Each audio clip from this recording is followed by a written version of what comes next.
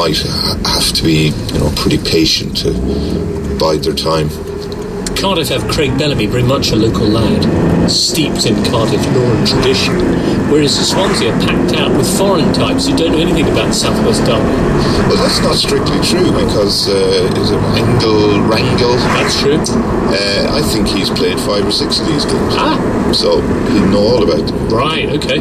So Rangel is one of the nicest fellas in football you were talking earlier. It's also one of the best names in football. Well, that is true. Yeah. We'll cover more names later, though. Well, we can have him now, but you're saying he's a nice chap. Well, there was a story when I think it might have been last season when there was a snow flurry in wintertime, and he had heard something on the local radio about homeless people not having anything to eat, and had gone, or maybe even just gone out of his own accord with his wife with a load of food and sandwiches and stuff, and taken it around to people out and about who were very cold and didn't have anything to eat, and that makes them pretty amazing in my book. Yeah, although didn't Mario Balotelli once do something quite like that? Well, he allegedly gave a large sum of cash, but wasn't that one of those Balotelli stories that turned out to not be entirely true? Possibly. Yeah. So basically, you're saying Rangel, he's a right angle. I'm saying that I think he's got some feelings for the area that are probably strong enough that it doesn't matter where he was born. He's obviously got the connection and the bond there. Right. Well, no doubt we will too after Monday, because we're going to be down, Barry, in Swansea for our first live show of the season. If you're not going to be one of the thousands in the audience, I'm not sure if that's strictly representative of the capacity at the Dylan Thomas Centre, or the fact that we're recording at lunchtime on Monday. Don't worry, because the show will be put up as usual, although for technical reasons, I'm assured, it won't actually be up until Tuesday morning on iTunes or the Guardian website. However, if you want to hear it on Monday, it'll be on this SoundCloud business. Not SoundCloud, that's a different thing which hasn't been invented yet, but when it does, I want my share. Cool. Brilliant. Names. You want to talk about names? Because I was saying you were admiring Dries Mertens' goals. I was saying, Dries Mertens. You know from the name he's going to be a player. And you said you had a name you wanted to throw at us. Well, I thought that he's been in the news this week. The Port Vale chairman, Norman Smurthwaite. It's just a wonderful name. You hear that name, you know he's going to be a Port Vale chairman, don't you? Exactly. Yeah. It's a ridiculous story. He's banned the local newspaper, the Stoke Sentinel, and I think requested lots of money for them to have access to Stoke because they had the temerity to report a story about fans putting 55 quid in to buy their, the latest shirt that was coming out, and because delayed delivery, they didn't show up yet. So these fans who had paid up didn't have their shirts yet, and as a consequence, the Stoke Sentinel has been Smurthwaited. Wow. Yeah, there's quite a few journalists being barred from Newcastle as well. Yeah. St James's Park for the manner in which they reported the recent fan protest. Was it the manner or just the very fact that they dared to report? I'm unaware of how it was reported, but I believe Mike Ashley took exception to the manner in which it was reported rather than the fact that it was reported. Marina Hyde wrote an excellent column about football clubs banning journalists, and I had a peruse of some of the comments underneath it, which were quite extraordinary, actually, a lot of them. In what sense? Making out that it's perfectly acceptable to ban journalists. And presumably these are the same kind of people who would complain if stuff about their club wasn't being reported, or if pertinent questions weren't being asked by journalists. They seem to be under the impression that reporting on a football match is a big jolly. It's enjoyable, but it's hard work, it's difficult. I find it difficult anyway, and very stressful. Just one thing before we finish part 2, on the subject of controversy, how about Sepp Blatter, eh? Yeah. Now, some people are saying this is a storm in a teacup and people shouldn't get upset, but I just felt it was a bit wrong for, the president of FIFA, or whatever his title is, to belittle Cristiano Ronaldo. And I really hope Ronaldo wins the Ballon d'Or now, so that Sepp has to give him the thing, and he can do his little march and chicken walk across the stage as he does so. And B, for the students to actually applaud this man. I wasn't. I mean, I've seen the YouTube video. Obviously, I wasn't there for Sepp's entire performance. I felt a little sorry for him. Blatter? Yeah, I mean, he sat there in front of these students, and it just looked like he wanted to entertain them. He was asked a simple question whether he preferred Messi or Ronaldo, and the obvious thing for him to do would be to straight bat it and say it's not really his position to judge footballers, and that's up to the world. But he didn't do that. Instead, he tried to be funny, and then he said who his favourite was. And he looked really silly, but it looked like he felt pressurised by the situation into behaving in an extraordinary and atypical manner.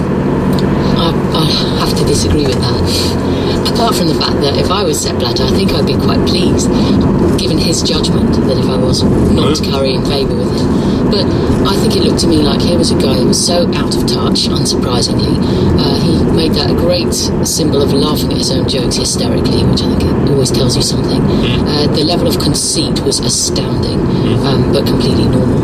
And I just think when you look at that, you think it's beyond belief that this is the man you entrust. But it's all right, because Michel Platini could be taking over. Why are you laughing, Barry? Because he's almost certainly going to be as bad, if not worse. But isn't that just so depressing? Because at least with Platini, when you think about what he was as a player and everything that he represented, and I think when he started out, there was a genuine idea that he was going to be different and working, to quote, for the good of football. Right. But he seems to have been gone through some sort of the latest one being the 40-team World Cup. Producer Ben says, give it to Beckham. That's a good shout, Producer Ben. Jonathan Wilson wrote an excellent piece yesterday, just absolutely, sort of a very clinical evisceration of Platini's idea for a 40-team World Cup. And I'm reading it, I kind of felt sorry. There's probably a generation of people out there who only know Platini, the football administrator, and never seen him play. He's such a good player, just an amazing player. He's plump, and if you haven't seen him play, it's probably worth looking at his best bits on YouTube, which I'm sure there are plenty of them. There you go. Any kids out there, go and have a look at Platini. Or ask your dads. Yeah, super stuff. Or your mums. Oh, sorry. Or any relative of a relevant age.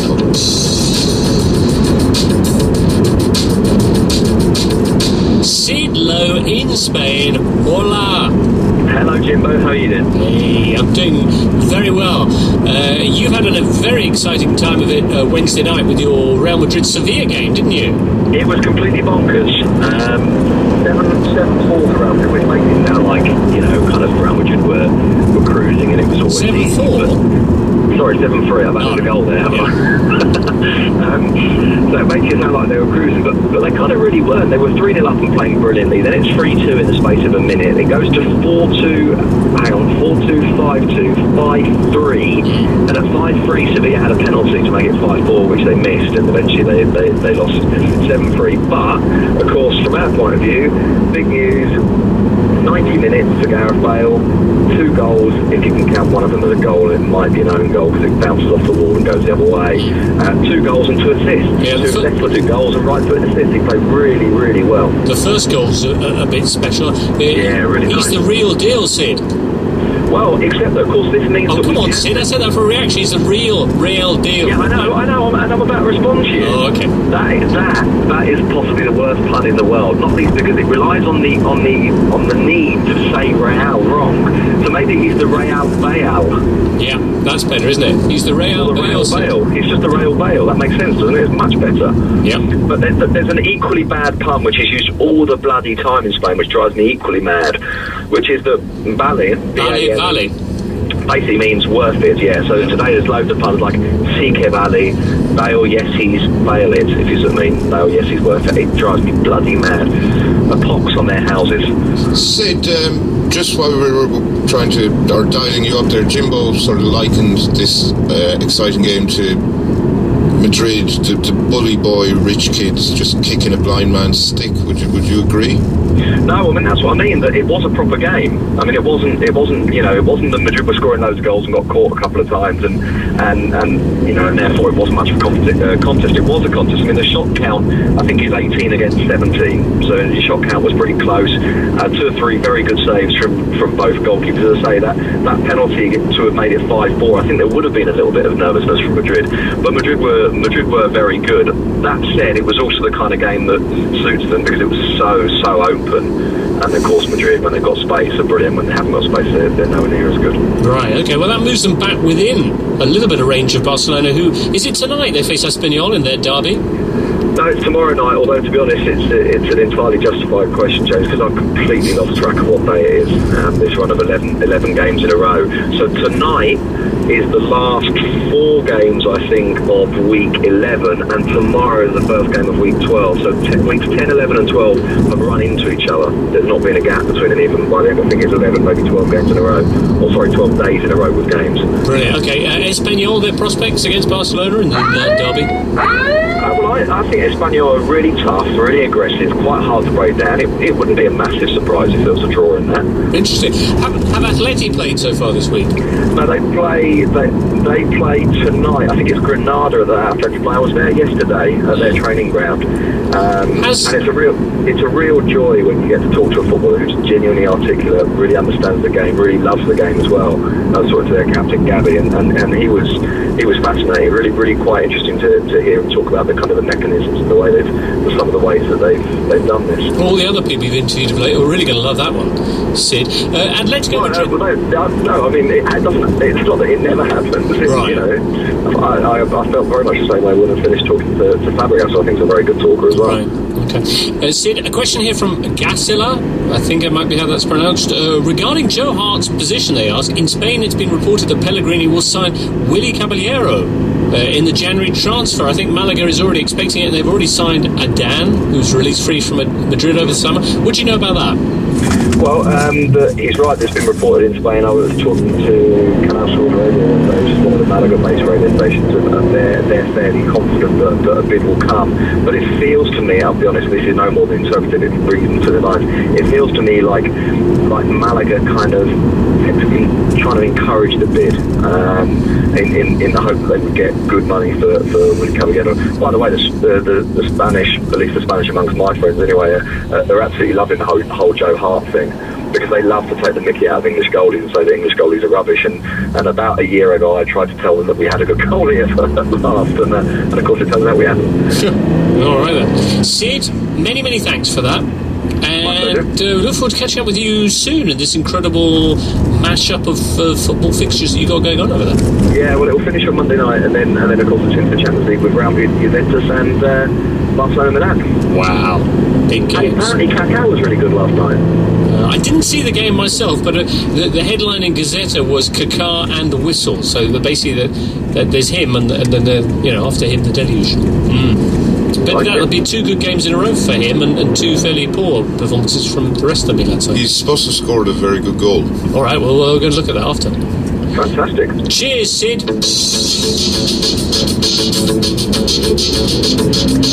Let's come on to the well-researched Italy roundup then, because I was busy watching Fiorentina Napoli. You tuned into this one as well. I did. I thought the first half was absolutely gripping, and 2 really good sides with some contrasting football, and Napoli were really clinical with a couple of fantastic goals on the counter-attack, and Fiorentina tried to take the initiative, and they came back into it with a penalty that was a little bit dubious, but played some really nice stuff, and then it tailed off a bit in the second half, and then it went a bit crazy. It did a little bit at the end. Fabulous goal from Dries Mertens, which we mentioned before. But yeah, Fiorentina looked really, I would say, effervescent while Napoli were effective at the time, but they just didn't seem to have the same kind of urgency that, for example, Arsenal showed when they played Napoli recently. Yeah, but also I think just the quality of the Napoli goals. I mean, they were classics or sucker punches when Fiorentina was building up a bit of momentum. And the first goal as well, when we talk about the Mertens one, was fantastic individual technique, but that Higuain cross with the outside of his foot was wonderful. And a lovely finish from Callejon, who seems to have been... They've just bought so well, Napoli. I mean, virtually everyone they bought in the summer seems to have walked into the team and made an impression straight away. Very true, very true. But I remember you saying when Rafa Benitez was appointed Napoli manager that you weren't quite sure his sort of regimental disposition would sit well with the general, I don't know, how would you describe it as... Slightly more creative approach to life.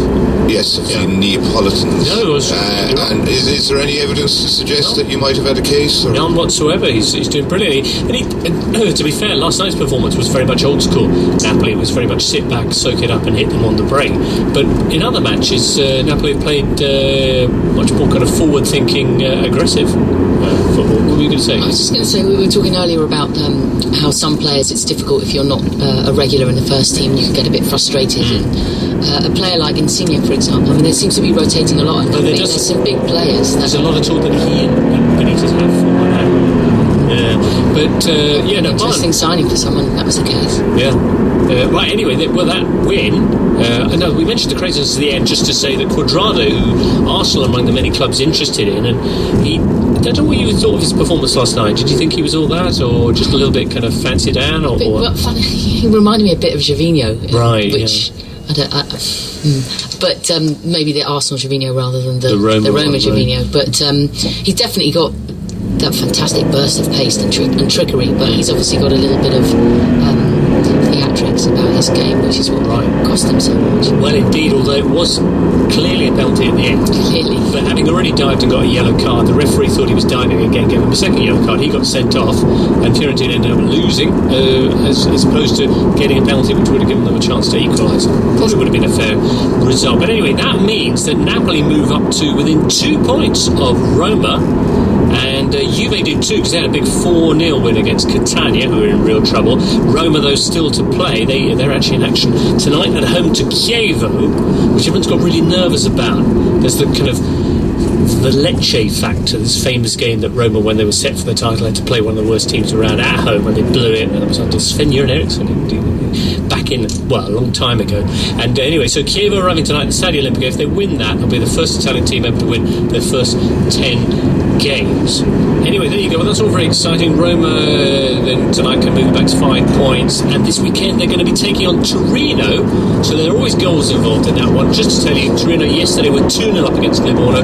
They let Livorno back into it. Livorno went 3-2 and ended up 3-3, so they'll be playing Roma. That's in Sunday Night Football, 6:45, as I'm sure you know, BT Sport, with all the goals from around Europe. Yes, and no mouth organ playing referees, Barry. No. I'll be warming your chair in BT Sport tonight. Oh, really? You're on Life's a Pitch, eh? Cool. What time are you on? I think actually there is a Halloween special, so saving on makeup. Me and Mark Keown in the studio. Well, I'll be carving pumpkins, ghost and opening my door to random mask-clad styling sweets. Yeah, Halloween, eh? So you can stuff your BT Sport. I don't want it. There you go. Stuff your BT Sport. This is the guided summer burn. Now, producer Ben says we've only got 10 minutes to wrap all this up, so fans of other teams we haven't mentioned yet, it's his fault, because he also wants me to mention that our Facebook group is going to be all redone. AJ Pex, I know you were complaining that it's out of control over there. It's like the Wild West. Don't worry, there's a new one on the way. A couple of posts from our regular old Football Weekly page. This is a little bit self-indulgent, but Mr. Gareth E, you're a long-time poster, so I'm going to answer you. Is this World's Strongest Man that's going on Channel 5 at the moment, is that qualifies for the big show in China? No, it's last year's. It's repeats of last year's. I don't know why it's been going on for ages. They just seem to have it on rotation. Formica Atomica points out that there we were saying Snoop Dogg, no Snoop Lion. It's Snoopzilla now. Whereas Formica Atomica puts in old men. It's Snoopzilla now. My favourite quote of any Guardian interview of all time in the not too distant past, when he told Simon Hatton that you couldn't pimp a bitch if I put you in a room with 100 holes. Well, I think that's good news from Simon Hatton's point of view, because nobody wants him to, was it pimp any bitches? Yeah. Right. On to the rest of the Premier League after this. Relegation worries, that'll spice things up. Simon Burton, you've been a little bit quiet over the last part. You were talking foreign stuff. Well, let's talk about everyone from Swansea who are in 9th place downwards, being within 3 points of the bottom 3. That adds up to drama in my book. Now, Fulham Man United, we talked about the fact they lost to Leicester and Martin Yole's under pressure and stuff, and I don't know, every now and then they pull up a result at home to Man United, don't they? And I'm wondering if this weekend, there's absolutely nothing that points to them getting the result here, Barry. But I'm just wondering, or Simon, or Raymond, if this might be the weekend that the form will somehow... No? Are you envisaging the form of arcing, a parabolic arc out an open window? I don't know why. I'm wrong, aren't I? There's certainly there's a little bit of maverick in Fulham, although their results have been poor. And for example, They've lost their last 2 in the league. Crystal Palace match where they didn't play particularly well, but they scored a couple of phenomenal goals, and they have that potential. They do, don't they? They say Rodney might be injured. He scored a couple of times against Leicester. Right. He's been in and outside. I think it's possible. He's got potential, and like, as you say, United have strengths up there in the past. They haven't. Chris Bench is pointing out, thanks, but it's been that they haven't won the last 2 in the league because they got beat by Southampton. They did, yeah.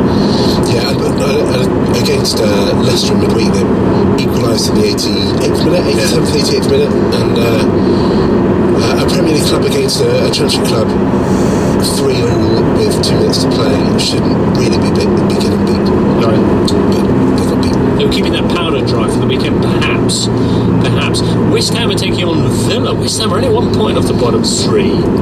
And that 3-0 against Spurs, which was hailed at the time as, the start of a new direction, this new strikerless tiki-taka format that Big Sam had been itching to usher in at Upton Park.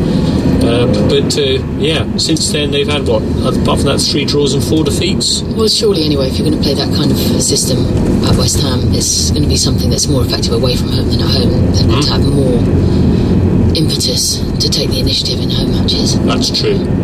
Villa's form away from home is very good. Terrific. West Ham's form at home is very bad. I hear what you're saying, Barry. You do the math, Jimbo. Villa will also, for this game, be wearing some very arresting, sort of glow-in-the-dark lime green third choice kit. Really? Which is... So you're telling me that Villa ordinarily wear claret and blue, and so does West Ham. So for their only other game, their only away game in another claret wearing team, their second kit won't cut it. No, apparently there's a clarity bluey patch on it that it has been decided may clash with West Ham. I think they need to be going back to their kit design and having a little chat.